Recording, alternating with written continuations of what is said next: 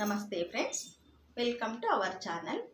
ನಾವೆಲ್ಲರೂ ಚೆನ್ನಾಗಿರಬೇಕು ಅಂತ ಮನಸ್ಫೂರ್ತಿಯಾಗಿ ಆಶಿಸ್ತಾ ಈ ವಿಡಿಯೋ ಸ್ಟಾರ್ಟ್ ಮಾಡ್ತಿದ್ದೀನಿ. ಈ ವಿಡಿಯೋದಲ್ಲಿ ನಾನು ಯೂಟ್ಯೂಬ್ ಚಾನಲನ್ನು ಯಾವ ರೀತಿ ಸ್ಟಾರ್ಟ್ ಮಾಡಿದೆ ಮತ್ತು ಎಷ್ಟು ತಿಂಗಳಿಗೆ ನಂದು ಯೂಟ್ಯೂಬ್ ಚಾನಲ್ಲು ಮಾನಿಟೈಸೇಷನ್ ಆಯಿತು ಅನ್ನೋದ್ರ ಬಗ್ಗೆ ಡೀಟೇಲಾಗಿ ಈ ವಿಡಿಯೋದಲ್ಲಿ ತಿಳಿಸ್ಕೊಡ್ತಿದ್ದೀನಿ. ವಿಡಿಯೋ ಸ್ಟಾರ್ಟ್ ಮಾಡೋಕ್ಕೂ ಮುಂಚೆ ಯಾರಾದರೂ ಹೊಸದಾಗಿ ನನ್ನ ಚಾನಲ್ ನೋಡ್ತಿದ್ರೆ ಸಬ್ಸ್ಕ್ರೈಬ್ ಮಾಡ್ಕೊಂಡು ಸಪೋರ್ಟ್ ಮಾಡಿ. ಹಾಗೆಯೇ ನಿಮ್ಮ ಅಭಿಪ್ರಾಯನೂ ಕಮೆಂಟ್ ಮೂಲಕ ತಿಳಿಸಿ. ಜುಲೈ 30ನೇ ತಾರೀಕು ನಾನು ಯೂಟ್ಯೂಬ್ ಚಾನಲನ್ನು ಸ್ಟಾರ್ಟ್ ಮಾಡಿದೆ. ನಾನು ಯೂಟ್ಯೂಬ್ ಚಾನಲ್ ಸ್ಟಾರ್ಟ್ ಮಾಡೋ ಉದ್ದೇಶ ಏನು ಅಂದರೆ, ನಾನು 15 ಇಯರ್ಸಿಂದನೂ ಸಹ ಟೈಲರಿಂಗ್ ಫೀಲ್ಡಲ್ಲಿ ಕೆಲಸ ಮಾಡ್ತಿದ್ದೀನಿ. ನನ್ನ ಶಾಪ್ ಹತ್ರ ತುಂಬ ಜನ ಬಂದು ಟೈಲರಿಂಗ್ ಹೇಳ್ಕೊಡಿ ಅಂತೇಳ್ಬಿಟ್ಟು ತುಂಬ ಜನ ಕೇಳ್ತಾರೆ. ಆದರೆ ನನಗೆ ಟೈಮ್ ಇಲ್ಲದೆ ಇರೋ ಕಾರಣದಿಂದ ಟೈಲರಿಂಗ್ ಶಾಪಲ್ಲಿ ಎಕ್ಸ್ಟ್ರಾ ಮಿಷನ್ಸ್ ಇದ್ದರೂ ಸಹ ಹೇಳ್ಕೊಡೋಕ್ಕೆ ನನಗೆ ಟೈಮ್ ಇಲ್ಲದೆ ಇರೋದ್ರಿಂದ ನನಗೆ ತುಂಬ ಜನ ನಾನು ವಾಪಸ್ ಕಳಿಸಿದ್ದೀನಿ, ಆಗೋದಿಲ್ಲ ಅಂದ್ಬಿಟ್ಟು. ಆದರೆ ಅಂಥವ್ರಿಗೋಸ್ಕರ ನಾನು ಇವಾಗ ನಾನು ಮಾಡೋವಂಥ ಕಟ್ಟಿಂಗು ಅಥವಾ ಸ್ಟಿಚಿಂಗು ಇದನ್ನೇ ವೀಡಿಯೋಸ್ ಮಾಡಿ ಹಾಕಿದ್ರೆ ನೋಡ್ಬೋದು, ಕಲ್ತ್ಕೊಳ್ಬೋದು ಅವರು. ಅದಕ್ಕೋಸ್ಕರ ಎಷ್ಟೊಂದು ಜನಕ್ಕೆ ಹೊರಗಡೆ ಹೋಗಿ ಮನಿ ಕೊಟ್ಟು ಕ್ಲಾಸ್ ಅಟೆಂಡ್ ಮಾಡಿ ಟೈಲರಿಂಗ್ ಕಲಿಯೋದಕ್ಕೆ ಆಗದೆ ಇರೋರು ತುಂಬ ಜನ ಇರ್ತಾರೆ. ಹಾಗಾಗಿ ಅಂಥವ್ರಿಗೆ ಅನುಕೂಲ ಆಗಲಿ ಅಂತ ಹೇಳ್ಬಿಟ್ಟು ನಾನು ಯೂಟ್ಯೂಬ್ ಚಾನಲನ್ನು ಸ್ಟಾರ್ಟ್ ಮಾಡಿದೆ. ಅದು ಬೇರೆ, ಒಬ್ಬರಿಗೆ ಹೇಳ್ಕೊಡ್ಬೇಕು ಅಂತಂದರೆ ನಾನು ಎಷ್ಟೋ ಟೈಮನ್ನು ಸ್ಪೆಂಡ್ ಮಾಡಬೇಕಾಗಿರುತ್ತೆ ಶಾಪಲ್ಲಿ. ಅದೇ ಒಂದು ವಿಡಿಯೋ ಮಾಡಿ ಹಾಕಿದ್ರೆ ಯೂಟ್ಯೂಬಲ್ಲಿ ತುಂಬ ಜನ ಇಂಟ್ರೆಸ್ಟ್ ಇರೋರು ನೋಡಿ ಕಲ್ತ್ಕೊಳ್ಬೋದು. ಅದರಿಂದ ನಾನು ಒಂದು 10 ಮಿನಿಟ್ಸ್ ವಿಡಿಯೋ ಮಾಡಿದ್ರೆ ಅವರು ಎಷ್ಟು ಜನ ಬೇಕಾದ್ರೂ ಆ ವಿಡಿಯೋನ ನೋಡಿ ಸ್ಟಿಚಿಂಗನ್ನು ಮತ್ತು ಕಟ್ಟಿಂಗನ್ನು ಕಲ್ತ್ಕೊಳ್ಬೋದು. ಈ ಉದ್ದೇಶದಿಂದ ನಾನು ಯೂಟ್ಯೂಬ್ ಚಾನಲನ್ನು ಸ್ಟಾರ್ಟ್ ಮಾಡಿದೆ. ಮತ್ತು ಯಾವ ರೀತಿ ಟ್ಯಾಲೆಂಟ್ ಬರುತ್ತೆ ಆ ರೀತಿ ಯೂಟ್ಯೂಬ್ ಚಾನಲನ್ನು ಸ್ಟಾರ್ಟ್ ಮಾಡ್ಬೋದು. ಯಾವ ರೀತಿ ನಾವು ಕೆಲಸ ಮಾಡ್ತಿದ್ದೀವಿ ಅದನ್ನೇ ನಾವು ವಿಡಿಯೋ ಮಾಡೋದ್ರಿಂದ ನಮಗೂ ಸಹ ಟೈಮನ್ನು ಸೇವ್ ಮಾಡ್ಬೋದು. ಅದಕ್ಕೋಸ್ಕರನೇ ನಾನು ಟೈಲರಿಂಗ್ ಫೀಲ್ಡಲ್ಲಿ ಕೆಲಸ ಮಾಡೋದ್ರಿಂದ ನಾನು ಸುವರ್ಣ ಫ್ಯಾಷನ್ಸ್ ಅಂತ ಹೆಸರಿಟ್ಬಿಟ್ಟು ಒಂದು ಯೂಟ್ಯೂಬ್ ಚಾನಲನ್ನು ಸ್ಟಾರ್ಟ್ ಮಾಡಿದೆ. ಯೂಟ್ಯೂಬ್ ಚಾನಲ್ ಸ್ಟಾರ್ಟ್ ಮಾಡಬೇಕಾದ್ರೆ ನನಗೆ ಗೊತ್ತಿತ್ತು ಈ ವಿಡಿಯೋದ ಫೀಲ್ಡಲ್ಲಿ ತುಂಬ ಜನ ಯೂಟ್ಯೂಬರ್ಸ್ ಇದ್ದಾರೆ, ತುಂಬ ದೊಡ್ಡ ಫೀಲ್ಡ್ ಇದು. ಅದರಲ್ಲಿ ನನ್ನ ಚಾನಲ್ಲು ಒಂದು ಇರುವೆಗಿಂತ ಚಿಕ್ಕದು ಹೇಳ್ಬೇಕಂದ್ರೆ. ತುಂಬ ದೊಡ್ಡ ಯೂಟ್ಯೂಬರ್ಸು ಈ ಫೀಲ್ಡಲ್ಲಿ ಇದ್ದಾರೆ. ಇದು ದೊಡ್ಡ ಪ್ಲಾಟ್ಫಾರ್ಮು. ಆದರೂ ಸಹ ನನ್ನ ಚಾನಲನ್ನು ಸಪೋರ್ಟ್ ಮಾಡಿ ನನ್ನ ಚಾನಲನ್ನು ನೋಡ್ತಿರೋ ಎಲ್ಲರಿಗೂ ಸಹ ನಾನು ತುಂಬ ಹೃದಯದಿಂದ ಧನ್ಯವಾದಗಳನ್ನು ಹೇಳ್ತೀನಿ. ಹಾಗೆಯೇ ಈ ಟೈಲರಿಂಗ್ ಫೀಲ್ಡಲ್ಲಿ ಪ್ರತಿ ದಿನ ಒಂದೊಂದು ಥರ ವೀಡಿಯೋಸನ್ನು ಮಾಡುವಂಥ ಅವಕಾಶ ಬರ್ತಾ ಇರುತ್ತೆ. ಯಾಕಂದರೆ ಒಂದು ದಿನ ಸ್ಟಿಚಿಂಗ್ ಮಾಡಿದ್ದು ಇನ್ನೊಂದು ದಿನ ಸ್ಟಿಚಿಂಗ್ ಸ್ಟೈಲು ಚೇಂಜ್ ಆಗಿರುತ್ತೆ. ಹಾಗಾಗಿ ತುಂಬ ವೀಡಿಯೋಸ್ ಮಾಡೋದಕ್ಕೆ ಅವಕಾಶ ಇದೆ. ಆದರೆ ಟೈಮ್ ಕಡಿಮೆ ಇರೋದ್ರಿಂದ ಒಂದೊಂದು ಸಲ ಟೈಮ್ ಸಿಗದೆ ವೀಡಿಯೋಸ್ ಮಾಡೋಕ್ಕೆ ಸಾಧ್ಯ ಆಗದೆ ಇರುತ್ತೆ. ಅದರಿಂದ ಈ ಫೀಲ್ಡಲ್ಲಿ ಟೈಲರಿಂಗ್ ರಿಲೇಟೆಡ್ ವೀಡಿಯೋಸ್ ಮಾಡೋಣ ಅಂತ ಹೇಳ್ಬಿಟ್ಟು ಸ್ಟಾರ್ಟ್ ಮಾಡಿದೆ. ಯೂಟ್ಯೂಬ್ ಅಲ್ಗಾರಿಥಮ್ ಬಂದು ನನಗೆ ಯೂಟ್ಯೂಬ್ ಚಾನಲ್ ಸ್ಟಾರ್ಟ್ ಮಾಡುವಾಗ ಅದ್ರ ಬಗ್ಗೆ ಒಂದು 5% ಅಷ್ಟೇ ನಾಲೆಡ್ಜ್ ಇತ್ತು. ಪೂರ್ತಿಯಾಗಿ 100% ತಿಳ್ಕೊಂಡಿಲ್ಲ. ಪೂರ್ತಿಯಾಗಿ 100% ತಿಳ್ಕೊಂಡು ಚಾನಲ್ನ ಸ್ಟಾರ್ಟ್ ಮಾಡ್ತೀವಿ ಅಂದರೆ ತುಂಬ ಕಷ್ಟ ಆಗುತ್ತೆ. ನಾವು ಸ್ಟಾರ್ಟ್ ಮಾಡಿದ್ಮೇಲೆ ಅದ್ರ ಬಗ್ಗೆ ನಾವು ತಿಳ್ಕೊಳ್ಳೋಕ್ಕೆ ಚಾನ್ಸ್ ಇದೆ. ಹಾಗಾಗಿನೇ ನಾನು ಯೂಟ್ಯೂಬಲ್ಲಿ ವೀಡಿಯೋಸ್ ಅಪ್ಲೋಡ್ ಮಾಡ್ತಾನೆ ನನಗೆ ವಿಷಯ ಗೊತ್ತಾಗ್ತಾ ಹೋಯಿತು. ಒಂದೊಂದು ದಿನಕ್ಕೂ ನಾಲೆಡ್ಜ್ ಇಂಪ್ರೂವ್ ಆಗ್ತಾ ಹೋಯಿತು. ಯಾವ ರೀತಿ ವಾಯ್ಸ್ ಓವರ್ ಕೊಡಬೇಕು, ಯಾವ ರೀತಿ ವೀಡಿಯೋಸನ್ನು ಮಾಡಬೇಕು, ಎಡಿಟಿಂಗನ್ನು ಯಾವ ರೀತಿ ಮಾಡಬೇಕು, ಮತ್ತು ಮಾನಿಟೈಸೇಷನ್ ಕಂಪ್ಲೀಟ್ ಆಗೋದಕ್ಕೆ ಯಾವ ರೀತಿ ನಾವು ವೀಡಿಯೋಸ್ ಮಾಡಬೇಕು ಅನ್ನೋದು ಸಹ ಸ್ವಲ್ಪನೇ ತಿಳ್ಕೊಳ್ತಾ ಹೋದೆ. ಯೂಟ್ಯೂಬ್ ಅಲ್ಗಾರಿಥಮ್ ಪ್ರಕಾರ ಮಾನಿಟೈಸೇಷನ್ ಕಂಪ್ಲೀಟ್ ಆಗಬೇಕು ಅಂದರೆ 1000 ಸಬ್ಸ್ಕ್ರೈಬರ್ಸು ಇರಬೇಕು ನಮ್ಮ ಚಾನಲಲ್ಲಿ, ಮತ್ತು 4000 ವಾಚ್ ಅವರ್ಸು ಕಂಪ್ಲೀಟ್ ಆಗಿರಬೇಕು. ಲಾಂಗ್ ವೀಡಿಯೋಸ್ಗಾದರೆ 4000 ವಾಚ್ ಅವರ್ಸು ಕಂಪ್ಲೀಟ್ ಆಗಿರಬೇಕು. 1000 ಸಬ್ಸ್ಕ್ರೈಬರ್ಸು ಕಂಪಲ್ಸರಿ ಇರಬೇಕು. ಮತ್ತು ಶಾರ್ಟ್ ವೀಡಿಯೋಸ್ ಅಪ್ಲೋಡ್ ಮಾಡೋದಾದರೆ 10 ಮಿಲಿಯನ್ ವ್ಯೂಸು ಬಂದಿರಬೇಕು. ಶಾರ್ಟ್ ವೀಡಿಯೋ ನಾವು ಅಪ್ಲೋಡ್ ಮಾಡಿದರೆ 1 ಮಿಲಿಯನ್ ಅಂದರೆ 1 ಲ್ಯಾಕ್ ವ್ಯೂಸು. ಹಾಗೆಯೇ 10 ಮಿಲಿಯನ್ ವ್ಯೂಸ್ ಬಂದಿರಬೇಕು. 10 ಲಕ್ಷ ವ್ಯೂಸ್ ಬಂದಿದ್ದರೆ ಮಾನಿಟೈಸೇಷನ್ ಪ್ರಾಸೆಸ್ಸು ಕಂಪ್ಲೀಟ್ ಆಗುತ್ತೆ. ಇದು ಯೂಟ್ಯೂಬ್ ಅಲ್ಗಾರಿಥಮ್. ಹಾಗೆಯೇ ನಾನು ಸ್ಟಾರ್ಟಿಂಗಲ್ಲಿ ಶಾರ್ಟ್ ವೀಡಿಯೋಸು ಅಪ್ಲೋಡ್ ಮಾಡಲೇ ಇಲ್ಲ. ನನ್ನ ಕಾನ್ಸಂಟ್ರೇಟ್ ಎಲ್ಲ ಲಾಂಗ್ ವೀಡಿಯೋಸ್ ಕಡೆನೇ ಕೊಟ್ಟಿದ್ದೆ. ಲಾಂಗ್ ವೀಡಿಯೋಸೇ ಅಪ್ಲೋಡ್ ಮಾಡ್ತಿದ್ದೆ. ಇದು ಸ್ಟಿಚಿಂಗ್ ಫೀಲ್ಡು ಅಷ್ಟೇ, ಶಾರ್ಟಾಗಿ ಏನನ್ನೂ ಹೇಳೋಕ್ಕೆ ಸಾಧ್ಯ ಆಗೋದಿಲ್ಲ. ಒಂದೊಂದು ಸಲ ಇದು ಕಲಿಯುವಂಥ ಪ್ರಾಸೆಸ್ ಇರೋದ್ರಿಂದ 1 ನಿಮಿಷದಲ್ಲಿ 2 ನಿಮಿಷದಲ್ಲಿ ಏನನ್ನೂ ಹೇಳೋಕ್ಕಾಗೋದಿಲ್ಲ. ಸ್ವಲ್ಪ ಟೈಮ್ ತೊಗೊಂಡು ಹೇಳಬೇಕಾಗಿರುತ್ತೆ. ಸ್ವಲ್ಪ ಡೀಟೇಲಾಗಿ ಹೇಳುವಾಗ ಅದು ವಿಡಿಯೋ ಏನಾಗುತ್ತೆ, 5 ನಿಮಿಷ ಮಾಡಬೇಕು ಅನ್ನೋ ವಿಡಿಯೋ 10 ನಿಮಿಷದ ತನಕ ಹೋಗ್ಬಿಡುತ್ತೆ. ಅದರಿಂದ ಇದು ಲಾಂಗ್ ವೀಡಿಯೋಸ್ಗೆ ನಾನು ಕಾನ್ಸಂಟ್ರೇಟ್ ಮಾಡಿ ಪ್ರತಿದಿನ ವೀಡಿಯೋಸ್ನ ಅಪ್ಲೋಡ್ ಮಾಡ್ತಿದ್ದೆ.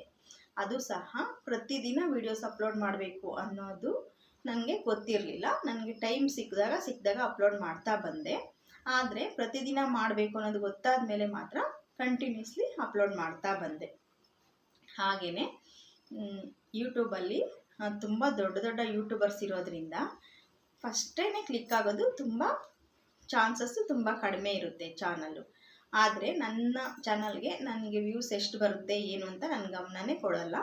ಆದರೆ ನನ್ನ ಕೆಲಸ ಏನಿದೆ ಅದನ್ನು ನಾನು ಪರ್ಫೆಕ್ಟಾಗಿ ಮಾಡೋಣ ಅಂತೇಳ್ಬಿಟ್ಟು ನಾನು ವೀಡಿಯೋಸನ್ನು ಮಾಡೋದು, ಅಪ್ಲೋಡ್ ಮಾಡೋದು, ಇಷ್ಟು ನನ್ನ ಕೆಲಸ. ವ್ಯೂಸ್ ಬರೋದು ಬಿಡೋದು ನನ್ನ ಕೈಲಿರೋದಿಲ್ಲ. ಹಾಗಾಗಿನೇ ನಾನು ಪ್ರತಿದಿನ ವೀಡಿಯೋಸ್ನ ಅಪ್ಲೋಡ್ ಮಾಡ್ತಾ ಬಂದೆ. ಹೀಗೆ ಮಾಡ್ತಾ ಇರಬೇಕಾದ್ರೆ ನಾನು ಜುಲೈ 30ನೇ ತಾರೀಕು ನಾನು ಯೂಟ್ಯೂಬ್ ಚಾನಲ್ನ ಸ್ಟಾರ್ಟ್ ಮಾಡಿದ್ದೆ. 4 ಮಂತ್ಸ್ ಅಷ್ಟೊತ್ತಿಗೆ ಸುಮಾರು ಒಂದು 100 ವೀಡಿಯೋಸ್ಗಿಂತ ಜಾಸ್ತಿನೇ ನಾನು ಅಪ್ಲೋಡ್ ಮಾಡಿದ್ದೆ. ಕೆಲವೊಂದು ವೀಡಿಯೋಸು ಒಂದು ವ್ಯೂಸ್ ಎಲ್ಲ ಕಡಿಮೆನೇ ಬರ್ತಿತ್ತು. ಸ್ಟಾರ್ಟಿಂಗಲ್ಲಿ 20, 30, 40 ಈ ರೀತಿಯೂ ಸಹ ಬಂದಿದ್ದಿದೆ. ಜಾಸ್ತಿ ವ್ಯೂಸ್ ಅಂತೂ ಹೋಗಿಲ್ಲ. ಯಾಕಂದರೆ ನಾನು ಹೊಸದಾಗಿ ನಾನು ಚಾನಲ್ ಸ್ಟಾರ್ಟ್ ಮಾಡಿದ್ದೀನಿ. ಹೊಸ ಚಾನಲ್ಗಳಿಗೆ ಅಷ್ಟೊಂದು ಪಾಪ್ಯುಲಾರಿಟಿ ಇರೋದಿಲ್ಲ ಸ್ಟಾರ್ಟಿಂಗಲ್ಲಿ. ಹಾಗಾಗಿನೇ ನಂದು ಈಗಲೂ ಸಹ ಹೊಸ ಚಾನಲ್ಲೇ, ಏನು ಹಳೆ ಚಾನಲ್ ಏನೂ ಅಲ್ಲ. ಈಗಲೂ ಸಹ ತುಂಬ ವ್ಯೂಸ್ ಏನೂ ಬರೋದಿಲ್ಲ, ಕಡಿಮೆನೇ ಬರುತ್ತೆ. ಎಷ್ಟು ಬಂದರೂ ಪರವಾಗಿಲ್ಲ. ಯೂಟ್ಯೂಬ್ ಪ್ಲಾಟ್ಫಾರಮ್ ಮೇಲೆ ನಾನು ಕೆಲಸ ಮಾಡ್ತಾಯಿದ್ದೀನ ಇಲ್ವಾ ಅದು ನನಗೆ ಮುಖ್ಯ. ನಾನು ಕೆಲಸ ಮಾಡ್ತಿದ್ದೀನಿ, ಅಷ್ಟೇ ಸಾಕು ನನಗೆ. ಹಾಗೆಯೇ ಇದರಿಂದ ಯಾರಾದರೂ ಕಲಿಯೋರಿದ್ದರೂ ಸಹ ಕಲಿಬೋದು. ಅದು ವ್ಯೂವರ್ಸ್ ಮೇಲೆ ಬಿಟ್ಟಿದ್ದೀನಿ. ಇಷ್ಟ ಇದ್ದು ನೋಡಿ, ಇಂಟ್ರೆಸ್ಟ್ ಇದ್ದು ಕಲ್ತ್ಕೊಳ್ಳೋರು ಕಲ್ತ್ಕೊಳ್ಬೋದು. ಫೋರ್ಸ್ ಮಾಡಿ ಏನೂ ಮಾಡೋಕ್ಕಾಗೋದಿಲ್ಲ. ಇಂಟ್ರೆಸ್ಟ್ ಇರೋರು ನೋಡ್ಬೋದು. ಹಾಗೆಯೇ ಯೂಟ್ಯೂಬ್ ಅಲ್ಗಾರಿಥಮ್ಮು 1000 ಸಬ್ಸ್ಕ್ರೈಬರ್ಸು ನನಗೆ 3 ಮಂತ್ಸಲ್ಲಿ ಕಂಪ್ಲೀಟ್ ಆಯಿತು. ಮತ್ತು 4000 ವಾಚ್ ಅವರ್ಸ್ ಬಂದು ನನಗೆ 4 ಮಂತ್ಸಲ್ಲಿ ಕಂಪ್ಲೀಟ್ ಆಯಿತು. 4 ಮಂತ್ಸಲ್ಲಿ ಕಂಪ್ಲೀಟ್ ಆಗಿದ್ದು ಅಂದರೆ ನಾನು 100 ವೀಡಿಯೋಸ್ ಅಪ್ಲೋಡ್ ಮಾಡಿದ್ದೀನಿ ಅಂತ ಹೇಳಿದ್ನಲ್ಲ, ಆ 100 ವೀಡಿಯೋಸಲ್ಲಿ ಒಂದು ಸಲ ನನ್ನ ಶಾಪ್ಗೆ ಒಂದು ಮದುವೆ ಬಟ್ಟೆ ತಗೊಂಡು ಕಸ್ಟಮರ್ ಬಂದಿದ್ದರು. ರೆಗ್ಯುಲರ್ ಕಸ್ಟಮರ್ ಅಲ್ಲ, ಅವರು ಹೊಸದಾಗಿ ಬಂದಿದ್ದರು. ಆ ಕಸ್ಟಮರ್ದು ತುಂಬಾ ಮಾತಾಡಿ ಅವ್ರದ್ದು ಡಿಸೈನ್ಸ್ ಎಲ್ಲ ಸೆಲೆಕ್ಟ್ ಮಾಡಿಕೊಂಡು, ಬ್ಲೌಸು ಡಿಸೈನ್ಸ್ ಎಲ್ಲ ಬರ್ಕೊಂಡು, ಅವ್ರದ್ದು ಮೆಜರ್ಮೆಂಟ್ ನೋಡಿಕೊಂಡು ತುಂಬ ಟೈಮ್ ಆಗೋಯಿತು ನಮ್ಮ ಶಾಪಲ್ಲಿ. ಅವರು ಬಂದಾಗ ನಾನು ವೀಡಿಯೋ ಮಾಡಬೇಕು ಅಂತೇಳ್ಬಿಟ್ಟು ಫೋನೆಲ್ಲ ರೆಡಿ ಇಟ್ಕೊಂಡಿದ್ದೆ. ಆದರೆ ಅವ್ರು ಬರೋದು ನನಗೆ ಗೊತ್ತಿರಲಿಲ್ಲ. ಬಂದಾಗ ಅದು ಆ ಟೈಮ್ ಏನಾಯಿತು, ನನಗೆ ಟೈಮ್ ಹೊಟ್ಟೋಯ್ತು. ಹೊಟ್ಟೋಯ್ತು. ಅವ್ರು ತುಂಬ ಟೈಮ್ ಸ್ಪೆಂಡ್ ಮಾಡಿದರು ಶಾಪಲ್ಲಿ. ಹಾಗಾಗಿನೇ ಇವತ್ತು ವೀಡಿಯೋ ಮಾಡೋಕ್ಕಾಗ್ತಿಲ್ಲ, ನಾಳೆ ಯಾವುದು ವೀಡಿಯೋ ಅಪ್ಲೋಡ್ ಮಾಡಬೇಕು ಅಂತ ಆಲೋಚನೆ ಮಾಡ್ತಾ ಇರಬೇಕಾದ್ರೆ ಅವರು ಸ್ಯಾರೀಸ್ ತಂದಿದ್ರಲ್ವ, ಅದೆಲ್ಲ ಟೇಬಲ್ ಮೇಲೆ ಆಗಾಗೆ ಇಟ್ಟಿದ್ದೆ. ಇದು ಸ್ಯಾರೀಸ್ ತೋರಿಸ್ಬಿಟ್ಟು ಒಂದು ಚಿಕ್ಕದೊಂದು ವೀಡಿಯೋ ಮಾಡೋಣ ಅಂತೇಳ್ಬಿಟ್ಟು ಒಂದು 5 ಮಿನಿಟ್ಸ್ದು ಪ್ರತಿದಿನ ಹೇಗಿದ್ರೂ ವೀಡಿಯೋ ಮಾಡಲೇಬೇಕು ಅನ್ನೋ ರೂಲ್ಸ್ ಇದೆ ಅಂತೇಳ್ಬಿಟ್ಟು, ನಾಳೆ ವೀಡಿಯೋ ಇಲ್ಲ ಅನ್ನೋದು ಬೇಡ, ಮಾಡೋಣ ಅಪ್ಲೋಡು ಅಂತ ಹೇಳ್ಬಿಟ್ಟು ಜಸ್ಟ್ ಆ ವೀಡಿಯೋಸ್ಗೋಸ್ಕರ ಅವ್ರು ತಂದಿರೋಂಥ ಸ್ಯಾರಿಗಳನ್ನು ತೋರಿಸ್ತಾ ಒಂದು 5 ಮಿನಿಟ್ಸ್ ಚಿಕ್ಕ ವೀಡಿಯೋ ಅಷ್ಟೇ ಮಾಡಿದ್ದೆ. ಅದು ತುಂಬ ಎಫರ್ಟ್ ಹಾಕಿ ಏನೂ ಮಾಡಿರಲಿಲ್ಲ. ತುಂಬ ಎಫರ್ಟ್ ಹಾಕಿ ಮಾಡಿದಂಥ ವೀಡಿಯೋಸ್ ತುಂಬ ಇದ್ದಾವೆ ನನ್ನ ಚಾನಲಲ್ಲಿ. ಆದರೆ ಈ ವಿಡಿಯೋಗೆ ತುಂಬ ಎಫರ್ಟ್ ಏನೂ ಹಾಕಿಲ್ಲ. ಜಸ್ಟ್ ಅವ್ರು ತಂದಿರೋ ಸ್ಯಾರಿಗಳನ್ನು ತೋರಿಸ್ತಾ ಡೈರೆಕ್ಟ್ ವಾಯ್ಸ್ ಕೊಟ್ಟಿದ್ದೀನಿ. ಡೈರೆಕ್ಟ್ ವಾಯ್ಸ್ ಕೊಟ್ಬಿಟ್ಟು ಮಾತಾಡಿಬಿಟ್ಟು ಮತ್ತೆ ಅವ್ರದ್ದು ಸ್ಯಾರಿಗಳಾದಮೇಲೆ ಟೇಬಲ್ ಮೇಲೆ ಇನ್ನೂ ಒಂದು ಕಸ್ಟಮರ್ದು ಅವ್ರಿಗಿಂತ ಮುಂಚೆನೇ ತಂದಿಟ್ಟಿದ್ರು. ಆ ಸ್ಯಾರಿಗಳು ಪಕ್ಕದಲ್ಲಿತ್ತು. ಆ ಸ್ಯಾರಿಗಳನ್ನು ತೋರಿಸ್ಬಿಟ್ಟು ಒಂದು 5 ಮಿನಿಟ್ಸ್ 5.5 ನಿಮಿಷ ಅಂದ್ಕೊಳ್ತೀನಿ ಆ ವಿಡಿಯೋ, ಅದನ್ನು ಅಪ್ಲೋಡ್ ಮಾಡಿದೆ. ಆ ವಿಡಿಯೋ ಮಾಡಿದ್ದೆ ನಾನು. ಮತ್ತು ಅದನ್ನು ನೆಕ್ಸ್ಟ್ ಡೇ ಅಪ್ಲೋಡ್ ಮಾಡಿದೆ. ಈ ನೆಕ್ಸ್ಟ್ ಡೇ ಅಪ್ಲೋಡ್ ಮಾಡಿದಂಥ ವಿಡಿಯೋ ಮದುವೆ ಸ್ಯಾರಿಗಳು ಹೇಗಿವೆ ನೋಡಿ ಅಂತೇಳ್ಬಿಟ್ಟು ಟೈಟಲ್ ಕೊಟ್ಟು ಅಪ್ಲೋಡ್ ಮಾಡಿದ್ದೆ. ಈ ವಿಡಿಯೋ ನಾನು ನೆಕ್ಸ್ಟ್ ಡೇ ನೋಡಲಿಲ್ಲ, ಒಂದು 2 ಡೇಸ್ ನೋಡಲಿಲ್ಲ. ಫಸ್ಟ್ ಡೇ ಮಾತ್ರ ನೋಡಿದೆ. ಒಂದು 600 700 ಈ ರೀತಿ ವ್ಯೂಸ್ ಬಂದಿತ್ತು. ಅಂತ ಬಿಟ್ಬಿಟ್ಟಿದೆ. ಎಲ್ಲನೂ ವೀಡಿಯೋಸು ಅದೇ ಥರನೇ ಕಡಿಮೆ ವ್ಯೂಸೇ ಬಂದು ಸ್ಟಾಪ್ ಆಗ್ತಿತ್ತು. ಒಂದು 70 60 100 ಒಂದೊಂದಾದರೆ 100 200 300 ಇಷ್ಟು ವ್ಯೂಸ್ ಮಾತ್ರ ಬರ್ತಿತ್ತು. ಸ್ಟಾಪ್ ಆಗ್ತಿತ್ತು. ಓಕೆ 600 ಓಕೆ ಅಂತ ಹೇಳ್ಬಿಟ್ಟು ಏನೋ ಅವರೇಜಲ್ಲಿ ಓಡ್ತಿದೆ ಅಂತ ಹೇಳ್ಬಿಟ್ಟು ನಾನು ಅಷ್ಟು ಅದ್ರ ಕಡೆ ಗಮನ ಕೊಡಲಿಲ್ಲ. ಶಾಪಲ್ಲಿ ಮದುವೆ ಕೆಲಸ ಇದ್ದಿದ್ದರಿಂದ ಶಾಪಲ್ಲಿ ಬ್ಯುಸಿ ಆಗಿಬಿಟ್ಟೆ. ಆಮೇಲೆ ಒಂದು 4 ಡೇಸ್ 5 ಡೇಸ್ ಆದ ನಂತರ ನೋಡಿದೆ ಅದು 10K ಹೋಗಿತ್ತು. ಅದುವರೆಗೂ ನಾನು ಅಷ್ಟು ನೋಡಿರಲಿಲ್ಲ. 10K ಹೋಗಿತ್ತು. ಓಕೆ 10K ತನಕ ಹೋಗಿದೆ ಇದು ವಿಡಿಯೋ ಅಂತ ಹೇಳ್ಬಿಟ್ಟು ನಾನು ಮನೇಲೂ ಸಹ ಹೇಳಿದೆ 10K ಆಗಿದೆ. ಅದು ನಮಗೆ ಎಷ್ಟೊಂದು ವೀಡಿಯೋಸ್ ಅಪ್ಲೋಡ್ ಮಾಡಿದೆ, ಯಾವುದೂ 2K ತನಕ ಕೆಲವೊಂದು ವೀಡಿಯೋಸ್ ಮೂವ್ ಆಗಿತ್ತು. ಆದರೆ ಇದು ಮಾತ್ರ 10K ಆಗಿದೆ ಅಂತ ಹೇಳಿದ್ದೆ. ಅದೇ ವಿಡಿಯೋನೇ ಒನ್ ವೀಕ್ ನಂತರ ಆಮೇಲೆ ಪ್ರತಿದಿನ ಅದಕ್ಕೆ ವ್ಯೂಸ್ ಬರ್ತಿತ್ತು. ಆ ವಿಡಿಯೋಗೆ ನಾನು ಹೊಸ ವಿಡಿಯೋ ಅಪ್ಲೋಡ್ ಮಾಡ್ತಿದ್ದೆ, ಆದರೆ ಅದಕ್ಕೊಂದು 100 150 160 200 ಜಾಸ್ತಿ ಅಂದರೆ 500 600 ಇಷ್ಟು ವ್ಯೂಸ್ ಹೋಗಿ ಸ್ಟಾಪ್ ಆಗ್ತಿತ್ತು. ಇದೊಂದು ಮದುವೆ ಸ್ಯಾರಿಗಳು ಹೇಗಿವೆ ನೋಡಿ ಅಂತ ನಾನು ಅಪ್ಲೋಡ್ ಮಾಡಿದ್ನಲ್ಲ, ಇದೊಂದು ವಿಡಿಯೋ ಮಾತ್ರ ಹಾಗೆಯೇ 11K 12K 13K ಪ್ರತಿದಿನ ಈ ಥರ ಮೂವ್ ಆಗಿ ಇದು 1,30,000 ಚೇಂಜು ವ್ಯೂಸನ್ನು ಪಡ್ಕೊಂಡಿತ್ತು. ಇದು ಈ ಟೈಮಲ್ಲಿ ನನಗೆ ವಾಚ್ ಅವರ್ಸು ಸಹ ನೋಡೋದು ಬರ್ತಿರಲಿಲ್ಲ. ಯಾವ ರೀತಿ ಅರ್ನ್ ಆಪ್ಷನಲ್ಲಿ ಹೋಗಿ ನೋಡಬೇಕು ಅನ್ನೋದು ಗೊತ್ತಿರಲಿಲ್ಲ. ಇದೇ ಟೈಮಲ್ಲಿ ಮಾನಿಟೈಸೇಷನ್ ಪ್ರಾಸೆಸ್ಗೋಸ್ಕರ ನಾನು ಒಬ್ಬರನ್ನ ಕಾಂಟ್ಯಾಕ್ಟ್ ಮಾಡಿದ್ದೆ. ಅವರು ಹೇಳಿದ್ರು ಅರ್ನ್ ಆಪ್ಷನಲ್ಲಿ ನೋಡಿ ವಾಚ್ ಅವರ್ಸು ಕಂಪ್ಲೀಟ್ ಆದಾಗ ನನಗೆ ಹೇಳಿ, ನಾನು ಮಾನಿಟೈಸೇಷನ್ ಪ್ರಾಸೆಸ್ ಎಲ್ಲ ಕಂಪ್ಲೀಟ್ ಮಾಡಿಕೊಡ್ತೀನಿ ಅಂತ ಹೇಳಿದರು. ಓಕೆ ಅಂದ್ಬಿಟ್ಟು ಅರ್ನ್ ಆಪ್ಷನಲ್ಲಿ ಅವ್ರು ಹೇಳಿದ ಮೇಲೇ ನಾನು ನೋಡಿದ್ದು. ನನ್ನ ವಾಚ್ ಅವರ್ಸ್ ಬಂದು 3000 ಮೇಲೆ ಆಗಿದೆ ಅಂತ ಹೇಳ್ಬಿಟ್ಟು. ಅದುವರೆಗೂ ನನಗೆ 3000 ಮೇಲೆ ಆಗಿದೆ ಅಂತ ಗೊತ್ತಿರಲಿಲ್ಲ. ಏನೋ ಒಂದು 800 700 ಈ ಥರ ಅವರ್ಸಲ್ಲಿ ಮೂವ್ ಆಗಿರ್ಬೋದು ಅಂತ ಅಂದ್ಕೊಂಡಿದ್ದೆ. ನಾನು ಗೆಸ್ ಮಾಡಿದ್ದೆ ಅಷ್ಟೇ. ನನಗೆ ಪರ್ಫೆಕ್ಟಾಗಿ ಗೊತ್ತಿರಲಿಲ್ಲ ಎಷ್ಟು ಅವರ್ಸ್ ಆಗಿದೆ ಅಂತ ಹೇಳ್ಬಿಟ್ಟು. ನಂತರ ಅವರು ಹೇಳಿದ ನಂತರ ನಾನು ಅರ್ನ್ ಆಪ್ಷನಲ್ಲಿ ಹೋಗಿ ಚೆಕ್ ಮಾಡಿದ್ದಕ್ಕೆ 3600 ವಾಚ್ ಅವರ್ಸು ಬರೀ ಒಂದೇ ವಿಡಿಯೋಗೆ ಬಂದಿತ್ತು ನನಗೆ. ಮತ್ತು ಮಿಕ್ಕಿದಂಥ ವಿಡಿಯೋಗಳಿಗೆಲ್ಲ ಸೇರಿದ್ರು ಸಹ ಒಂದು 100 ಅವರ್ಸು 200 ಅವರ್ಸ್ ಇಷ್ಟು ಮಾತ್ರನೇ ಇತ್ತು. ಓಕೆ, ಈ ವಿಡಿಯೋಯಿಂದನೇ ಪ್ರಾಸೆಸ್ಸು ಕಂಪ್ಲೀಟ್ ಆಗೋ ಚಾನ್ಸ್ ಇದೆ ಮಾನಿಟೈಸೇಷನ್ ಅಂತ ಅನ್ನಿಸ್ದಾಗ ಅವ್ರನ್ನ ಕಾಂಟ್ಯಾಕ್ಟ್ ಮಾಡಿ ತಿಳಿಸಿದಾಗ 4000 ಅವರ್ಸು ಕಂಪ್ಲೀಟ್ ಆದರೆ ನನಗೆ ಆಗಿದ ತಕ್ಷಣ ಕಾಲ್ ಮಾಡಿ ಅಂತ ಹೇಳಿದ್ರು. ಸೊ ಓಕೆ ಅಂದ್ಬಿಟ್ಟು ನೋಡಿದ್ರೆ ನಾನು ಅಂದ್ಕೊಂಡಿದ್ದು 3 ಡೇಸ್ಗೆಲ್ಲ 4000 ಅವರ್ಸು ಕಂಪ್ಲೀಟ್ ಆಗೋಯಿತು. 4000 ಅವರ್ಸು ಕಂಪ್ಲೀಟ್ ಆದಮೇಲೆ ಅಪ್ಲೈ ನೌ ಅಂತ ಹೇಳ್ಬಿಟ್ಟು ನಮಗೆ ಸ್ಕ್ರೀನ್ ಚೇಂಜ್ ಆಗುತ್ತೆ. ಆ ಸ್ಕ್ರೀನ್ ಚೇಂಜ್ ಆಗಿದ ತಕ್ಷಣ ನಾನು ಕಾಲ್ ಮಾಡಿ ಅವರಿಗೆ ಹೇಳಿದೆ, ಈ ಥರ ಕಾಲ್ ಮಾಡಿ ಅಂದರೆ ಅವ್ರು ಕಾಲ್ ಪಿಕ್ ಮಾಡಲ್ಲ, ಓನ್ಲಿ ಇನ್ಸ್ಟಾದಲ್ಲಿ ಮೆಸೇಜ್ ಮಾಡಬೇಕು. ಮೆಸೇಜ್ ಮಾಡಿದ ತಕ್ಷಣ ಅವರು ಇಷ್ಟು ಅಮೌಂಟು ಅಂತ ಹೇಳಿದ್ರು. ಆ ಮಾನಿಟೈಸೇಷನ್ ಪ್ರಾಸೆಸ್ ಎಲ್ಲ ಕಂಪ್ಲೀಟ್ ಮಾಡಿ ಕೊಡೋದಕ್ಕೆ ನಿಮಗೆ ಇಷ್ಟು ಅಮೌಂಟು ನನಗೆ ಹಾಕ್ಬೇಕು ನೀವು ಅಂತ ಹೇಳಿದ್ರು. ಓಕೆ ಅಂದ್ಬಿಟ್ಟು ಅದನ್ನು ಅವ್ರಿಗೆ ಸೆಂಡ್ ಮಾಡಿದೆ. ಮತ್ತು ನನ್ನ ಚಾನಲ್ಲು ಆ್ಯಕ್ಸಸ್ ಎಲ್ಲ ಅವ್ರು ತೊಗೊಂಡು ಮಾನಿಟೈಸೇಷನ್ಗೆ ಅಪ್ಲೈ ಮಾಡಿದ್ರು. ನನಗೆ ನವಂಬರ್ ಲಾಸ್ಟ್ ವೀಕಿಗೆ 3900 ಚೇಂಜ್ ಇದ್ದಂಥ ವಾಚ್ ಅವರ್ಸು ನವಂಬರ್ 31 ಅಷ್ಟೊತ್ತಿಗೆ 4000 ಕಂಪ್ಲೀಟ್ ಆಗೋಗಿತ್ತು. ಓಕೆ ಅಂತೇಳ್ಬಿಟ್ಟು ಅವರು ನವಂಬರ್ ಲಾಸ್ಟ್ ಡೇ ನನಗೆ ಮಾನಿಟೈಸೇಷನ್ಗೆ ಅಪ್ಲೈ ಮಾಡ್ತೀನಿ ಅಂತ ಹೇಳ್ಬಿಟ್ಟು, ಲಾಸ್ಟ್ ಡೇ ಆಗಲಿಲ್ಲ, ಅವ್ರಿಗೆ ಟೈಮ್ ಆಗಲಿಲ್ಲ. ಮತ್ತು ಡಿಸೆಂಬರ್ 1ಗೆ ಅಪ್ಲೈ ಮಾಡಿದ್ರು. ಡಿಸೆಂಬರ್ 1ಗೆ ಅಪ್ಲೈ ಮಾಡಿಬಿಟ್ಟು ಅವತ್ತು ಈವ್ನಿಂಗ್ ಹೇಳಿದ್ರು, ಬೆಳಕಾಗೋಷ್ಟರಲ್ಲಿ ನಿಮಗೆ ಮಾನಿಟೈಸೇಷನ್ ಎಲ್ಲ ಆಗಿದೆ ಅಂತೇಳ್ಬಿಟ್ಟು ಬರುತ್ತೆ. ಆ ಮೆಸೇಜ್ ಬಂದಾಗ ನನಗೆ ಹೇಳಿ ಅಂತೇಳ್ಬಿಟ್ಟು ಹೇಳಿದರು. URA ಯೂಟ್ಯೂಬ್ ಪಾರ್ಟ್ನರ್ ಅಂತ ಬರುತ್ತೆ ಮೆಸೇಜು. ಅದು ಬಂದಿದೆ ಅಂದರೆ ನಿಮ್ಮದು ಚಾನಲ್ಲು ಸಕ್ಸಸ್ ಆಗಿದೆ ಅಂತಲೇ ಅರ್ಥ ಅಂತೇಳ್ಬಿಟ್ಟು ಹೇಳಿದರು. ಓಕೆ ಅಂತೇಳ್ಬಿಟ್ಟು ಅವತ್ತು ನೈಟು ಇದು ಮೆಸೇಜ್ ಕಳಿಸಿದ್ರು ಅವರು 9:30 10 ಆ ಟೈಮಲ್ಲಿ ಕಳಿಸಿದ್ರು. ಓಕೆ ಅಂತೇಳ್ಬಿಟ್ಟು ನಾವು ಬೆಳಗ್ಗೆ ಡಿಸೆಂಬರ್ 2ಗೆ ಬೆಳಿಗ್ಗೆ ಎದ್ದಿದ ತಕ್ಷಣ ನಾನು ಚೆಕ್ ಮಾಡಿದೆ, YT ಸ್ಟುಡಿಯೋದಲ್ಲಿ ಚೆಕ್ ಮಾಡಿದ್ರೆ ಸಕ್ಸಸ್ಫುಲಿ ಅಂತೇಳಿಬಿಟ್ಟು ಬಂದಿತ್ತು. ಹಾಗೆಯೇ URA ಯೂಟ್ಯೂಬ್ ಪಾರ್ಟ್ನರ್ ಅಂತಲೂ ಸಹ ಬಂದಿತ್ತು. ಸರಿ ಅಂದ್ಬಿಟ್ಟು ಅವ್ರಿಗೆ ಮೆಸೇಜ್ ನಾನು ಮಾಡಿದೆ, ಈ ರೀತಿ ಬಂದಿದೆ ಅಂತೇಳ್ಬಿಟ್ಟು. ಅವರು ಸರಿ ಕಾಂಗ್ರ್ಯಾಚುಲೇಷನ್ಸ್, ನಿಮಗೆ ಮಾನಿಟೈಸೇಷನ್ ಕಂಪ್ಲೀಟ್ ಆಗಿದೆ ಅಂತೇಳ್ಬಿಟ್ಟು ಹೇಳಿದ್ರು.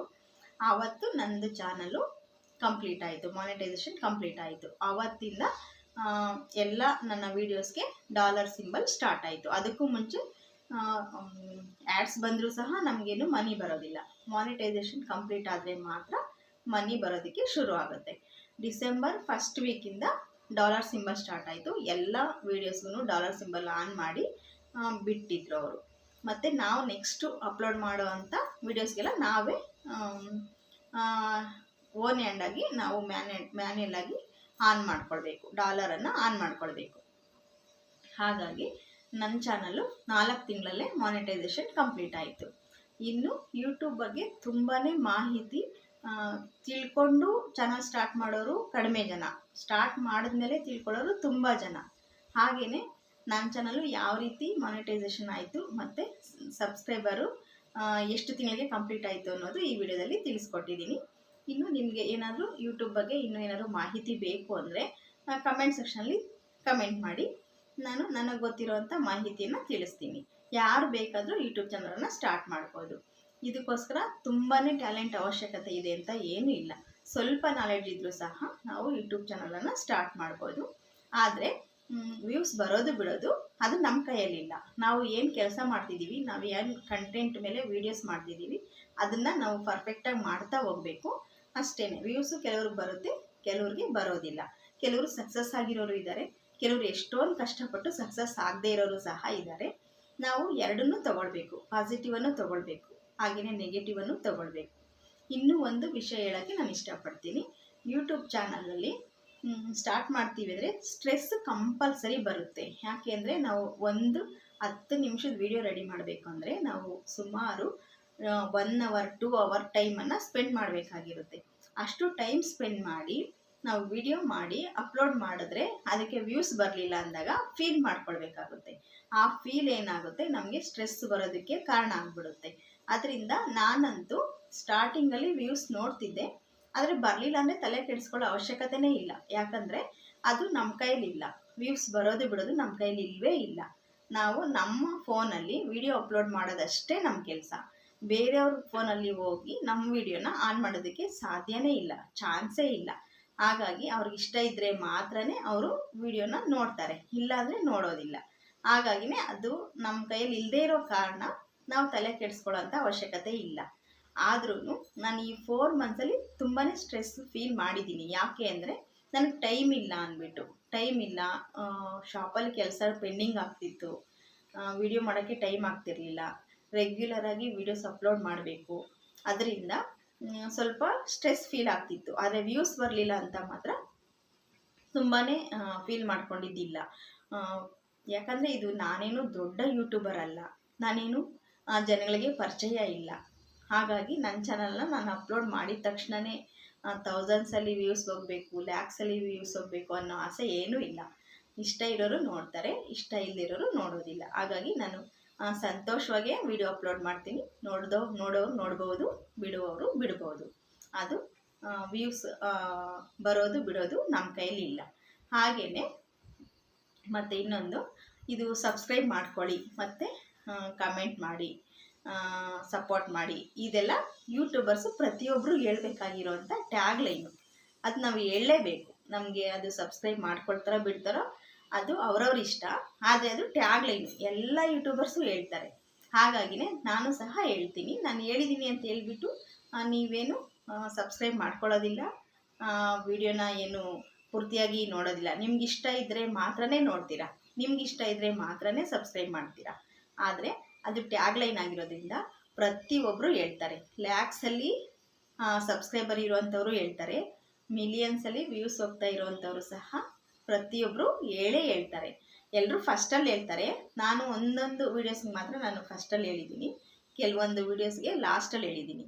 ಅದು ಪೂರ್ತಿಯಾಗಿ ವಿಡಿಯೋ ನೋಡಿ ಲಾಸ್ಟಲ್ಲಿ ಇಷ್ಟ ಆದರೆ ಮಾತ್ರ ನೀವು ಸಬ್ಸ್ಕ್ರೈಬ್ ಮಾಡ್ಕೊಳ್ಬೋದು. ಹಾಗೆಯೇ ನಿಮ್ಗೆ ಅನಿಸಿದ್ದನ್ನು ಅಭಿಪ್ರಾಯನ ಕಮೆಂಟ್ ಮೂಲಕ ತಿಳಿಸ್ಬೋದು. ಇದು ಟ್ಯಾಗ್ ಲೈನ್ ಅಷ್ಟೇ. ಇದಿಷ್ಟು ನನ್ನ ಚಾನಲ್ಲು ಯಾವ ರೀತಿ ಮಾನಿಟೈಸೇಷನ್ ಕಂಪ್ಲೀಟ್ ಆಯಿತು ಅನ್ನೋದು. ಈಗ ಸದ್ಯಕ್ಕೆ ನನ್ನ ಚಾನಲಲ್ಲಿ 1900 ಸಬ್ಸ್ಕ್ರೈಬರ್ಸ್ ಇದ್ದಾರೆ. ಹಾಗೆಯೇ ನನ್ನ ಚಾನಲ್ಗೆ ಇನ್ನು ಆ್ಯಡ್ಸೆನ್ಸ್ಗೆ ಮತ್ತು ID ವೆರಿಫಿಕೇಷನ್ಗೆ ಅಪ್ಲೈ ಮಾಡೋದಿದೆ. ID ವೆರಿಫಿಕೇಷನ್ ಆದಮೇಲೆ ಆ್ಯಡ್ಸೆನ್ಸ್ಗೆ ಅಪ್ಲೈ ಮಾಡಬೇಕು. ಆ್ಯಡ್ಸೆನ್ಸಿಂದ ಪಿನ್ ಬಂದರೆ ನನ್ನ ಚಾನಲ್ಗೆ ಮನಿ ಬ್ಯಾಂಕ್ ಡೀಟೇಲ್ಸ್ ಎಲ್ಲ ಕಳಿಸಿದ್ರೆ ಮನಿ ಬರೋದಕ್ಕೆ ಶುರುವಾಗುತ್ತೆ. ಅದು ನೋಡಬೇಕು. ಇನ್ನೂ ಪ್ರಾಸೆಸ್ಸಲ್ಲಿ ಇದೆ, ನೋಡೋಣ. ಅದು ಮುಂದೆ ವೀಡಿಯೋಸಲ್ಲಿ ಡೀಟೇಲ್ಸನ್ನು ಕೊಡ್ತಾ ಹೋಗ್ತೀನಿ. ಈ ವಿಡಿಯೋ ತುಂಬ ಲೆಂತಿ ಆಗಿಬಿಡ್ತು, ನಾನು ಡೀಟೇಲಾಗಿ ಹೇಳಬೇಕು ಅಂತ ಹೇಳ್ಬಿಟ್ಟು ಸ್ವಲ್ಪ ಲೆಂತಿ ಆಗಿಬಿಡ್ತು. ಪೂರ್ತಿಯಾಗಿ ವಿಡಿಯೋ ನೋಡಿದರೆ ಅದನ್ನು ಸಹ ಕಮೆಂಟ್ ಮಾಡಿ, ಪೂರ್ತಿಯಾಗಿ ವಿಡಿಯೋ ನೋಡಿದ್ದೀವಿ ಅಂತ ಹೇಳ್ಬಿಟ್ಟು. ಮತ್ತು ಇನ್ನು ಯೂಟ್ಯೂಬ್ ಬಗ್ಗೆ ಏನಾದರೂ ನನಗೆ ಗೊತ್ತಿರುವಂಥ ಮಾಹಿತಿ ನಿಮಗೆ ತಿಳ್ಕೊಳ್ಬೇಕು ಅನ್ನೋದಾದರೆ, ನಿಮಗೇನಾದ್ರು ಡೌಟ್ ಇದ್ದರೂ ಸಹ ಕಮೆಂಟ್ ಮಾಡಿ. ಇಷ್ಟು ಹೊತ್ತು ಸಮಯ ಕೊಟ್ಟು ವಿಡಿಯೋ ನೋಡಿದ್ದಕ್ಕಾಗಿ ಧನ್ಯವಾದಗಳು. ಬಾಯ್ ಫ್ರೆಂಡ್ಸ್, ಜೈ ಶ್ರೀರಾಮ್.